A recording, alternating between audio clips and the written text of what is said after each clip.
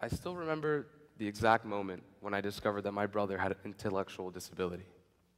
I was 9 years old, and we were on a family vacation when Ricky, who was 18 at the time, threw a tantrum in a fancy restaurant, forcing us to cut our night a little short. Episodes like these happened every once in a while, and I didn't know why. So, back at the hotel, I finally built up the courage to ask my dad what was up with Ricky, and when was he going to get better. Every morning, Ricky took these 2 pills before breakfast, and my reasoning was that with the help of that medicine, he'd eventually become normal. But I couldn't have been more wrong. And when my dad told me that Ricky had Asperger's syndrome, an incurable condition, and would be that way forever, I was absolutely devastated. See, the thing is, up until that point, I had this idea in my head that, yes, Ricky had his quirks here and there, but he had been to a doctor, he was going to get better. And intellectual disability was a scary phrase to me because it made it sound like there was something wrong or damaged about my brother, and there really wasn't. To clarify, Asperger's syndrome is an autism spectrum disorder that is characterized by difficulties in social interaction and nonverbal communication, as well as repetitive patterns of behavior and interests. This means that people with Asperger's often have trouble picking up on social cues, such as eye contact or body language, and have a tendency to become obsessed with things that they like, causing them to be sucked up into their own world. These symptoms are usually accompanied with a decreased level of maturity and difficulty learning. Now that I knew that Ricky's condition was permanent, the dynamics of our relationship changed immediately. The line between the role of big brother and little brother had always been blurred, but now I felt like it was my job to protect Ricky.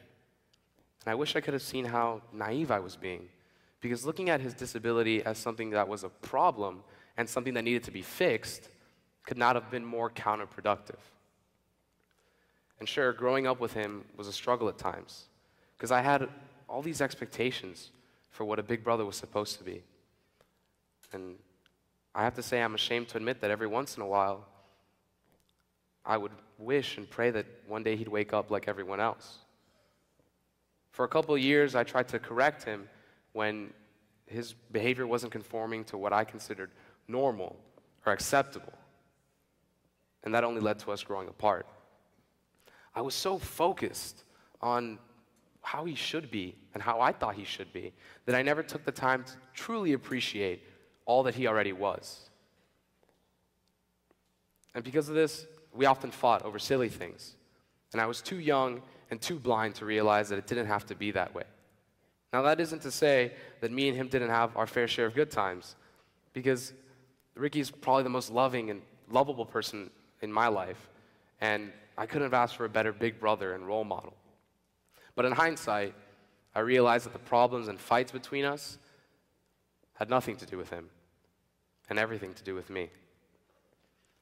A couple years ago, Ricky joined Special Olympics, and he was immersed in a community where he fit in and could thrive. His life was changed completely. He was brought out of his shell, and he quickly became the independent and outgoing person he is today. Whereas he used to spend his weekends alone at home, listening to music or watching television, now he was going out, partying with his friends, and going all over the place, traveling, competing in meets and tournaments. He even got his first job with the City of Doral Parks and Rec Department. However, more important than all of these accomplishments was his growth as an individual. He had goals and aspirations now, and he had acquired the tools and determination to pursue them. And to him, Asperger's was just another obstacle waiting to be overcome. Watching his transformation from the outside made me realize that I had taken the wrong approach the entire time. I had tried to fit Ricky into this preconceived and faulty notion of what was normal, when it's ridiculous because, one, what exactly does normal mean? And two, who am I or anyone else to define what is and isn't normal? This just led to frustration for both of us. So again, I reached out to my dad and I asked him how he managed to have such an easygoing relationship with my brother. He told me that he simply didn't look to change the way that Ricky was. Instead, he realized that things seemed to run a lot more smoothly if he just stepped into Ricky's world. It was such a simple solution, yet my own arrogance had kept me from seeing it. And that was the key. I should have been playing along the whole time. Matter of fact, the second that I changed my mindset, the results were instant. If he wants to listen to the same song for 2 hours, that's fine. We'll jam out to it together. And if he's having a tough morning and in a bad mood, then I'll just bring up his favorite movie, and I'll see his eyes light up again. Just the other day, he came to my room telling me about this new song he heard, Watch Me Whip. So naturally, as any good brother would do, I taught him the dance move that accompanies the song. And now hitting the whip is our favorite inside joke. And if we do fight, and what he's saying becomes somewhat illogical to me, I still take the time to listen. Because you'd be surprised how much quicker discussions can be resolved if you listen to the other person rather than speak. A valuable lesson was learned here. One that I'm in the process of applying to my life, and I invite you to apply to yours. Life becomes a whole lot easier when you stop measuring others by some arbitrary ruler, like what is normal or acceptable. Personal relationships have no place for such a closed-minded view. Instead, what we should be doing is genuinely trying to enter the world of those around us. I could stand here and hit you with cliche after cliche, but at the end of the day, it all comes down to empathy. I truly believe that the ability to empathize with others, not just to understand their situation, but to feel what they're feeling, is the key to stress-free and constructive relationships. The reasoning behind it is twofold.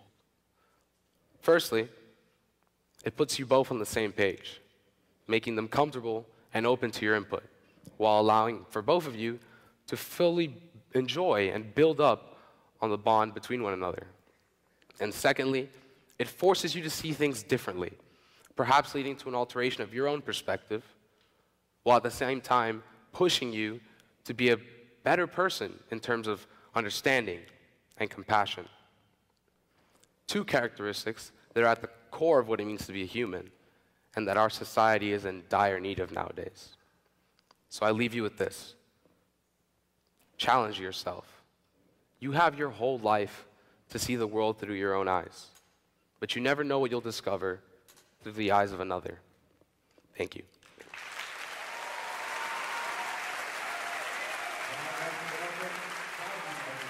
I'm sorry.